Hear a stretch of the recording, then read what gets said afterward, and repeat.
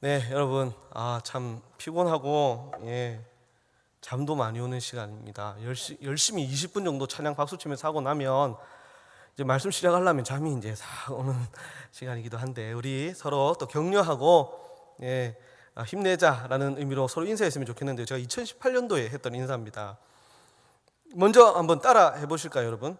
아름다운 것이 죄라면 당신은 무기징역입니다. 우리 옆에 계신 분, 좌우에 계신 분들 한번 인사하겠습니다. 아름다운 것이 죄라면 당신은 무기징역입니다.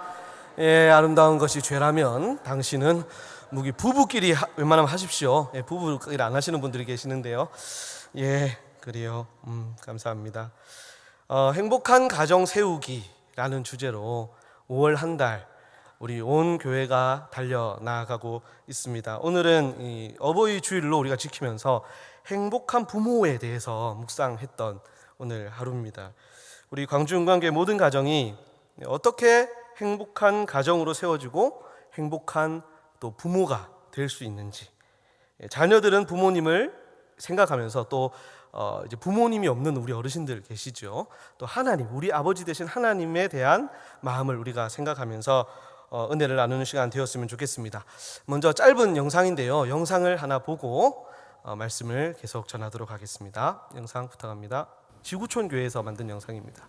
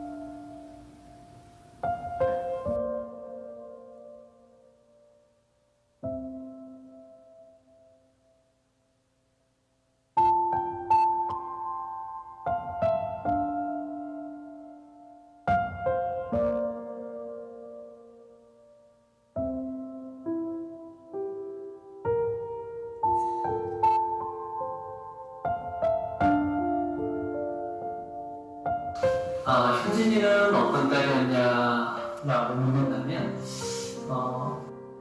저는 김은실 엄마 조선희 권사입니다. 최하늘이 아빠 최수영입니다. 친구 중학교 때 미국 부부상에서 잘 자라줘서 너무 고맙고 부모의 영향과 전혀 상관없이 깊게 내려 흔들리지 않는 굳건한 믿음 안에 하나님께 영광 돌리며 딸이 성장하는 과정에 원하는 것들을 넉넉하게 해주지 못한 것들이 미안하고요. 물론 지금도 크게도 별반을 하진 않아요. 자취해 갔는데도 교회에서 만나면 너무너무 미안했죠. 아빠라고 부모라고 해준 것도 없고 딸이 그렇게 마음 졸이면서 있었는지도 몰라주고 있었다는 게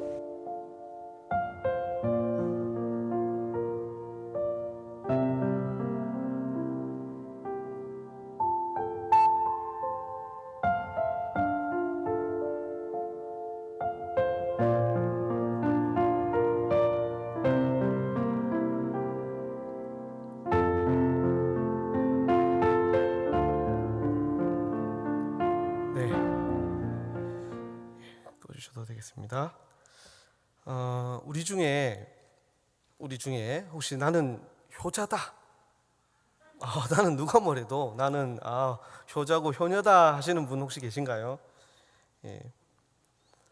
부모님이 우리에게 베풀어 주신 사랑을 생각했을 때, 그 사랑에 우리의 사랑을 비교했을 때 불효자가 아닌 사람은 없다고 생각합니다. 오늘 우리 오전 말씀 중에 우리 담임 목사님께서도 말씀하셨지만 우리 중에 불효자가 아닌 사람은 없다라는 생각이 듭니다.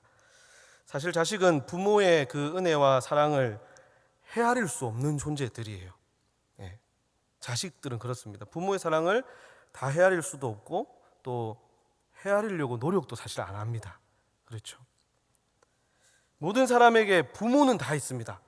자녀는 없을 수도 있고, 뭐 형제 자매는 없을 수도 있지만 부모가 없는 사람은 한 사람도 없어요. 부모가 있기에 내가 있는 것이니까요.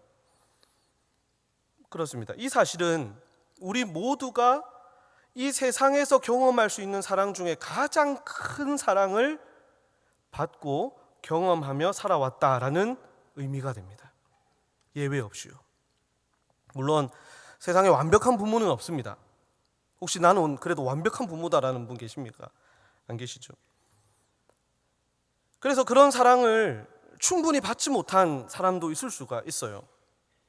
그리고 나는 자식에게 그만큼 사랑을 베풀지 못했다라는 부모님이 계실 수도 있습니다. 인간은 완벽하지 못하니까요.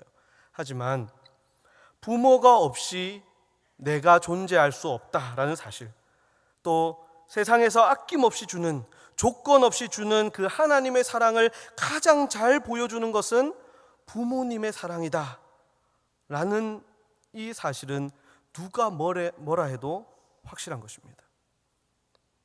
그런데 우리는 이 사실을 철이 없을 때는 깨닫지 못하고 살아갑니다. 왜 그러냐면 당연하다고 생각하기 때문에 그렇습니다. 부모님이 나에게 해주시는 것은 당연하다라고 여기기 때문이에요. 제가 지금부터 드리는 이 말씀들은 여러분 하나님과 나와의 관계에서도 생각해 보시기 바랍니다. 부모님과의 관계 생각하면서 하나님 아버지와의 관계에서도 생각하십시오. 당연하다고 생각하는 거예요. 내게 베풀어 주시는 이 사랑과 은혜는 당연하다. 그래서 부모님의 존재가 조금만 내게 불편하게 다가오면 부모를 말로 또는 행동으로, 마음으로 공격하기도 합니다. 눈치 보게 만드는 거죠. 안 그래도 부모님들 마음은 내가 자식들에게 폐를 끼치는 건 아닐까, 늘 그런 생각하시잖아요.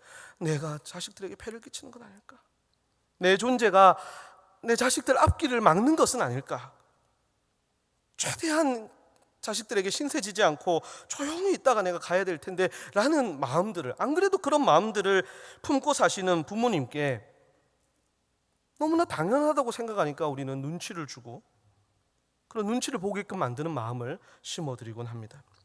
그러다가 이제 철이 들면 그제서야 알게 됩니다. 그 당연함이 결코 당연한 것이 아니었구나. 내가 당연하다고 여겼던 것이 당연한 것이 아니었구나.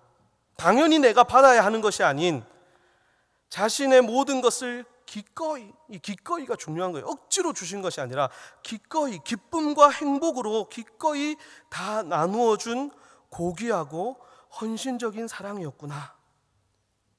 그 사랑을 내가 어려서부터 먹고 자라왔구나, 살아왔구나 하는 것을 철이 들면 이제 그것을 깨닫게 됩니다. 어떤 누군가가 이런 말을 한 적이 있습니다. 진정한 사랑은 치킨을 먹을 때 닭다리를 양보해 주는 것이다. 그런 말씀 들어보신 적이 있나요, 여러분? 치킨을 먹을 때 닭다리를 내가 기꺼이 양보해 주는 것이 진정한 사랑이다. 치킨을 좋아하는 사람이 그런 말을 했겠죠. 진짜 맞는 것 같아요. 예. 제가 아내랑 그 둘이서만 이 치킨을 먹을 때는 닭다리는 항상 제 차지였었거든요. 예. 저희 아내는 다리살을 제일 안 좋아합니다. 예. 가슴살만 좋아해요. 근데 저는 가슴살을 되게 싫어합니다. 저는 다리살을 좋아합니다. 그게 문제가 될 게 없었어요. 저는 이 근육 위주의 살을 먹고 저희 아내는 가슴살을 먹으면 되었으니까요. 근데 이제 첫째가 태어나고 첫째가 이제 같이 치킨을 먹어야 되는 나이가 되면서부터 문제가 발생하기 시작한 거예요. 이 녀석이 제 입맛을 닮아서 닭다리만 좋아하는 거예요. 닭다리만 좋아해서 치킨을 한 마리 시키면 다리는 항상 우리 첫째 은우의 차지가 됩니다. 그래서 저는 이제 다리를 포기를 하고 날개를 공략을 하죠. 날개, 봉 이런 것들을 먹게 되었는데 감사한 것은 치킨의 콤보 메뉴라는 것이 생겼습니다. 여러분 혹시 아십니까? 다리와 날개만 주는 치킨이 있습니다. 몇천 원 더 내면 그걸 먹을 수 있어요. 그걸 시키면 다리가 한 4-5개가 옵니다. 그러면 그 녀석이 한 3개 먹고 제가 하나 먹고 이렇게 먹을 수가 있는데, 그렇게 되니까 또 저희 아내가 먹을 게 없는 거예요. 콤보치킨을 시키면. 그래서 저희 아내도 입맛을 바꾸었어요. 날개와 그 봉 부분을 먹기 시작한 것이죠. 근데 저희가 그것을 하면서 저 아까운 닭다리, 저 녀석은 왜 저렇게 해가지고 막 가슴살도 먹어보라고 억지로 먹이는 것이 아니라 기꺼이 먹는 거 보면 좋고 기꺼이 줘요. 근데 아마 우리 첫째 녀석은 먹으면서도 아마 그런 걸 모를 거예요. 아, 엄마는 닭다리살을 안 좋아하네? 아빠는 닭다리살을 안 좋아하고 다른 살을 좋아하시네? 뭐 그런 생각을 하면서 먹을 겁니다. 근데 그렇게 보면서도 밉지가 않고 좋아요. 괜찮더라고요. 기꺼이 내어줄 수 있더라고요. 내 것을, 내가 소중하게 여기는 것을 조건 없이 기꺼이 다 내어줄 수 있는 것, 그것이 부모의 사랑입니다. 하나님의 사랑과 닮았죠. 그것도 억지로 주는 것이 아니라 행복하게, 기뻐하면서 내가 그동안 아끼고 사랑했던 것을, 나에게 전부인 것을 기쁘게 기꺼이 내어줄 수 있는 것, 그것이 부모님의 사랑입니다.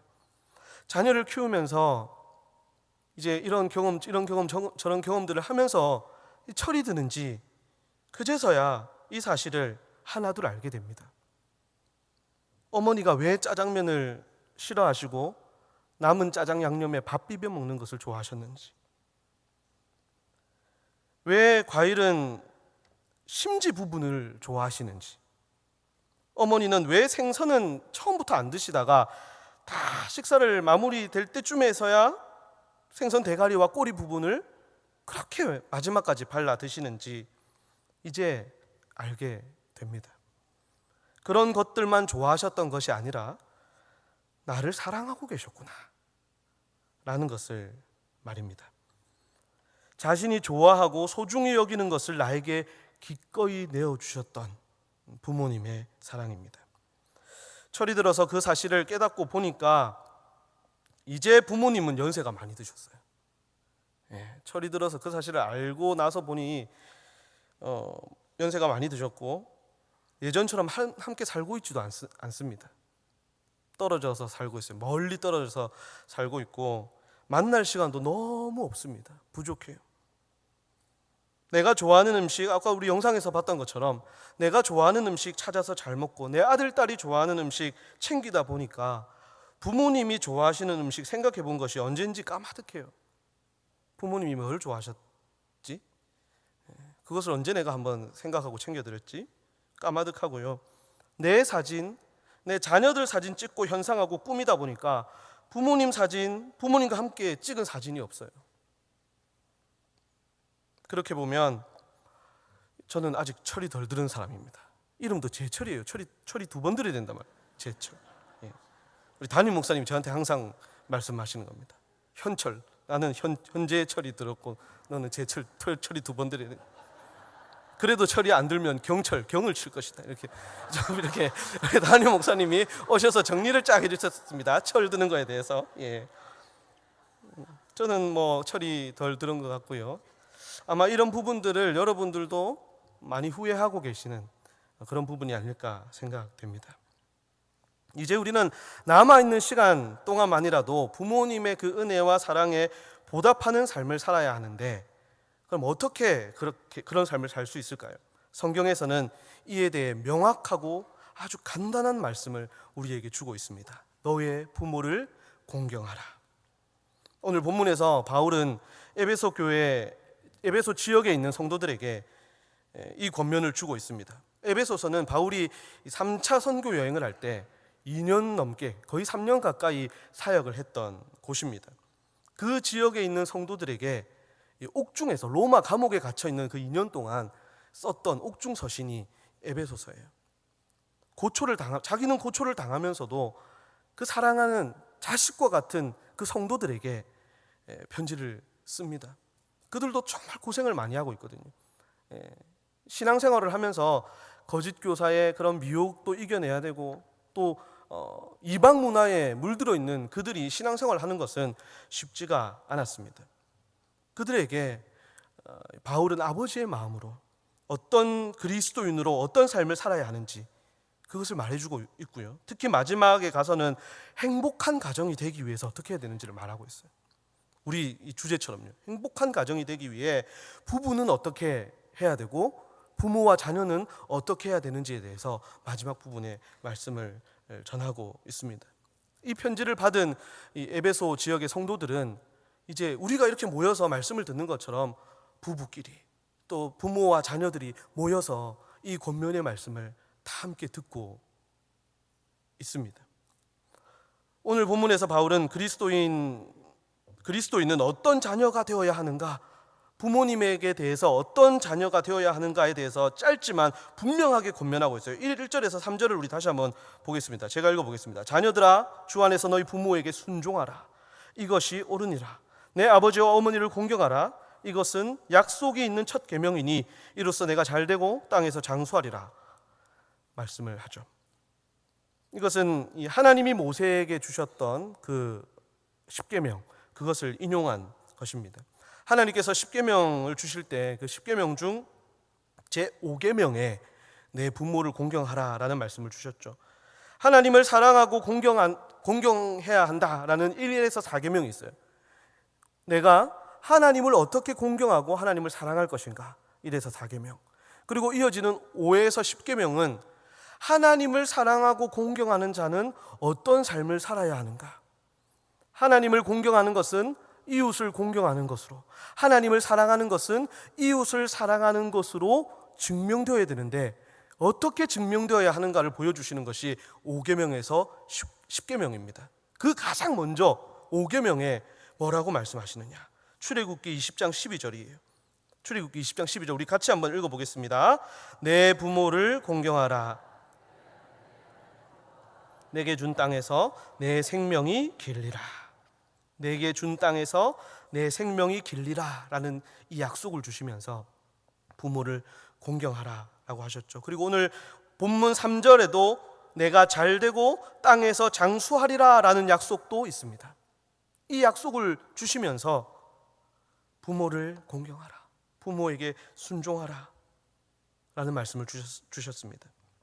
여기서 내 생명이 길리라, 내가 장수하리라, 이 말씀이요 그저 오래 살 것이다 라는 말씀이 아닙니다.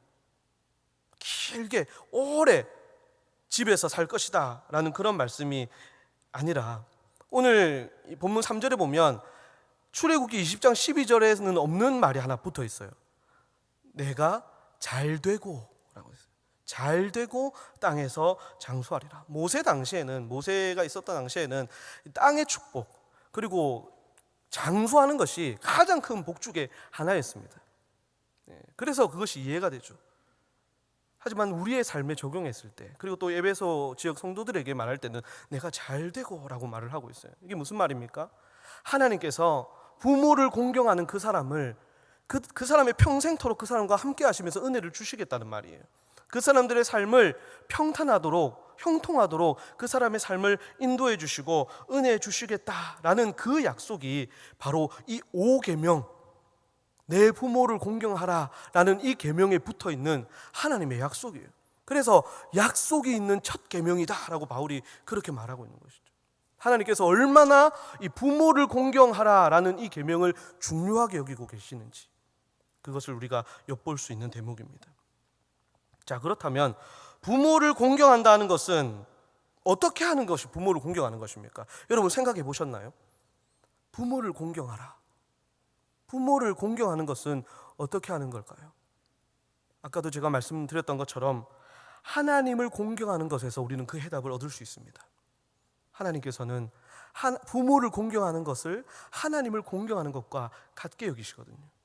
우리가 하나님께 어떻게 영광을 돌리고 하나님을 어떻게 공경하는지를 보면 알 수가 있어요. 자, 여러분, 부모를 공경한다라고 할 때 1년에 한두 번 좋은 곳에 여행을 보내드리는 것 좋죠. 또 맛있는 것, 평소에 드시기 힘든 것, 맛있는 것 대접해드리는 것, 그것도 좋습니다. 무엇보다 용돈, 그 영상에 한 번씩 보니까 총으로 막 쏘아드리더라고요. 요즘에는 총인지 뭐 카드 나가는 건지 모르겠는데 이걸 다다다다다다다 하면서 막 어버이날 이렇게 막 하면 막 10,000원짜리 50,000원짜리가 막 나가면 부모님들 아이고야 이게 뭐냐 이러면서 막 그것을 막 저는 그거 보니까 그렇게 좋아 보이진 않더라고요. 예. 뭐 꽃으로 이렇게 접어서 드리거나 뭐 이렇게 이런 건 있는데 뭐 총으로 막 하늘에 뿌리니까 부모님이 무릎을 꿇고 앉아서 뭐 이렇게 하시는데 저게 과연 맞는 건가 싶기도. 저는 제 생각은 그러는데 혹시 모르겠습니다. 여러분은 뭐 총이든 대포든 뭐 쏘아만 달라. 그게 돈이면 나는 다 좋다라고 하실 수 있는 분이 계실지 모르겠지만, 하지만 진정한 부모 공경은 그런 물질적인 것보다는 부모님이 내게 가치 있는 소중한 존재임을 인정하는 것이라고 생각합니다. 공경하라라는 이 단어에 담긴 의미가요, 무겁게 여기다라는 뜻이 있어요. 귀하게 여기다라는 뜻이 있습니다. 이제 부모님이 나의 도움 없이는 걷기도 힘드시고 맛있는 것을 잡수시기도 어려우시고 몸과 마음을 다 내게 이제는 의탁할 수밖에 없는 그런 상황이고, 더 이상 내게 남겨주실 것도 가지고 계시지 않는 그런 상황이라 할지라도 내가 이 세상에 존재하는 순간부터 지금까지 여전히 어머니 아버지의 존재와 삶이 내게 소중합니다. 나에게서 존중받으시고 있고 사랑받고 있다라는 그 사실, 부모님의 존재와 사랑이 지금의 나를 있게 했다라는 그 사실을 느낄 수 있도록 해드리는 것이 공경이라고 생각해요. 물질적인 것, 일시적으로 드리는 물질적인 것들도 물론 좋겠지만 정말 눈치 보면서 내가 이 자식의 앞길을 막는 것은 아닐까 생각하는 그 부모님께, 부모님의 존재는 여전히 나에게 가치가 있습니다. 나에게 존중받으실 만하고 나의 사랑을 받고 계십니다.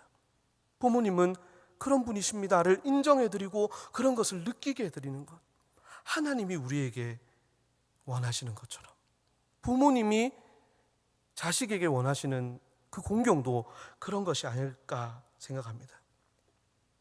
우리 자신을 한번 돌아봅시다. 우리는 과연 부모님을 공경한다라고 하면서 어떻게 공경하고 있는지, 나를 통해 나의 부모님은 그런 사랑을 느끼고 계시는지, 내 아버지 하나님은 나의 공경과 나의 영광을 통해 그런 것을 느끼고 계시는지, 물질만 드리는 것은 아닌지 우리 자신을 돌아볼 수 있기를 바랍니다. 예수님께서는 어떠셨을까요? 우리 예수님께서는 부모를 공경하는 삶을, 효자로서의 삶을 사셨을까요?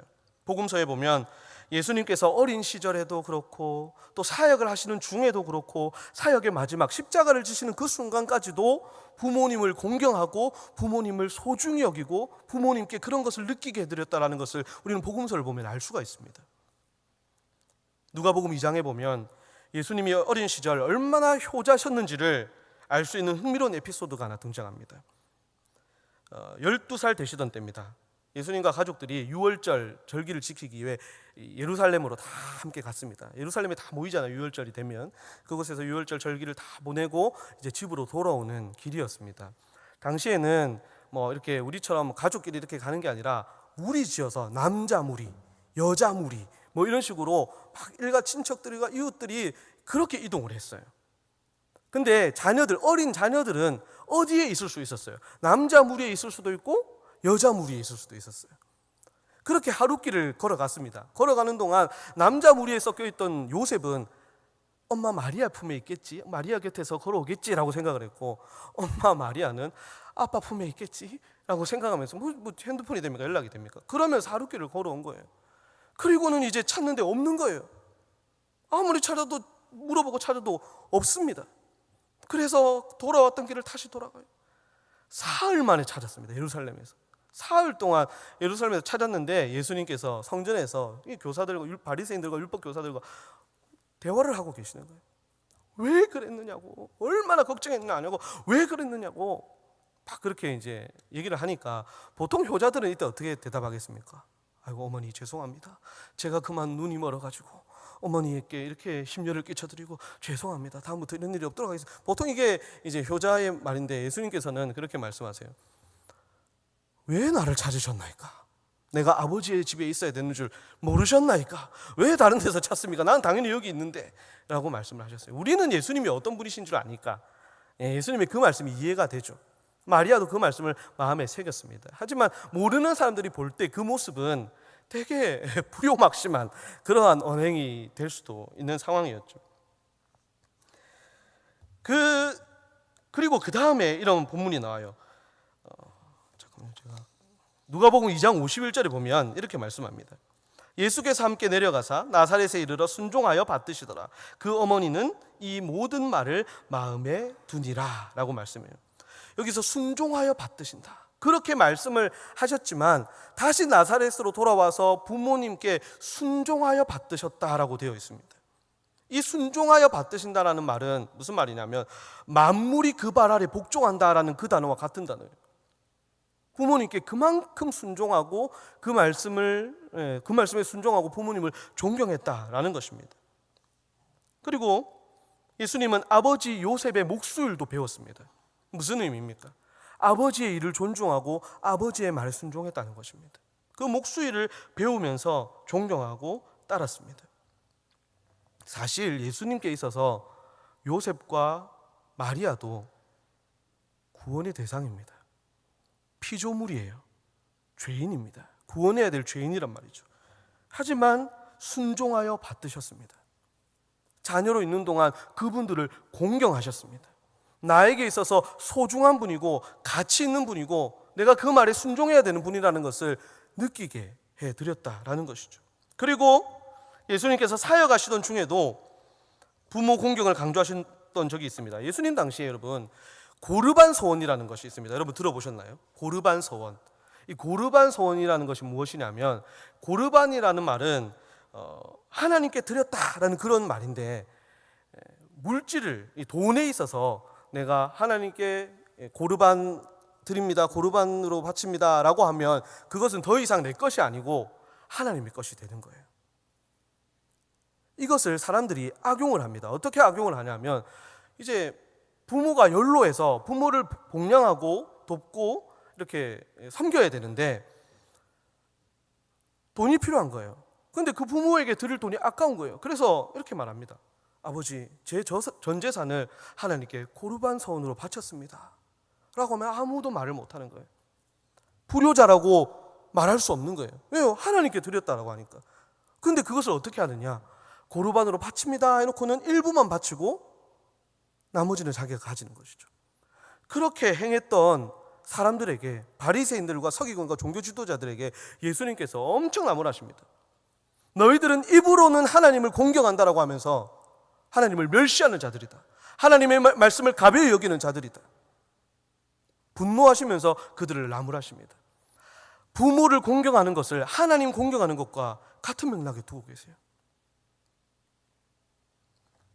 또 예수님은 십자가에서 돌아가시는 마지막 순간에도 어머니를 향한 감사와 소중히 여기는 마음을 드러내셨습니다. 요한복음 19장 26절에서 27절에 보시면 이렇게 말씀해요. 예수께서 자기의 어머니와 사랑하시는 제자가 곁에 서 있는 것을 보시고 자기 어머니께 말씀하시되 여자여 보소서 아들이니이다 하시고 또 그 제자에게 이르시되 보라 내 어머니라 하신대 그때부터 그 제자가 자기 집에 모시니라. 마지막 순간까지, 숨을 거두시는 마지막 그 순간까지 육신의 어머니 마리아의 안위를 걱정하고 그녀에 대한 공경의 마음을 보이셨던 예수님이셨습니다.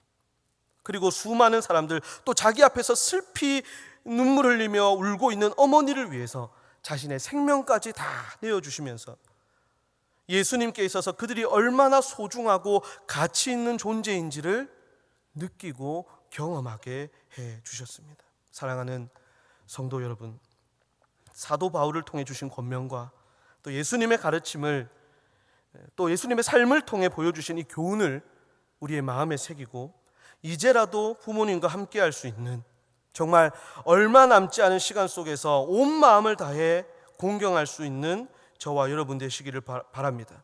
부모 공경은 다른 것이 아닙니다. 눈에 보이는 특별하고 화려한 물질이나 선물도 아닙니다. 부모님께 전화해서 또는 글로 써서라도 어머니 아버지의 삶은 참 소중한 삶이었습니다.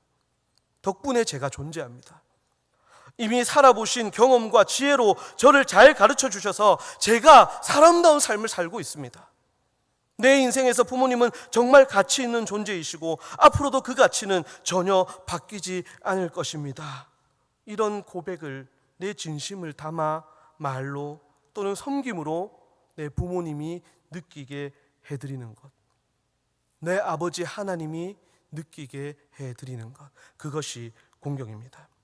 하나님을 공경하는 사람은 부모를 공경합니다.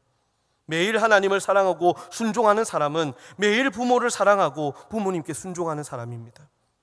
아버지 하나님께서는 부모를 공경하는 것을 하나님을 공경하는 것으로 여기시고 그에게 복을 주시겠노라고 약속하셨습니다. 저와 여러분이 하나님을 공경하는 마음으로 부모를 공경하고 또 섬기고 순종해서 주님 약속하신 이 많은 복들을 다 누리며 사시기를 예수님의 이름으로 간절히 축복합니다. 기도하겠습니다.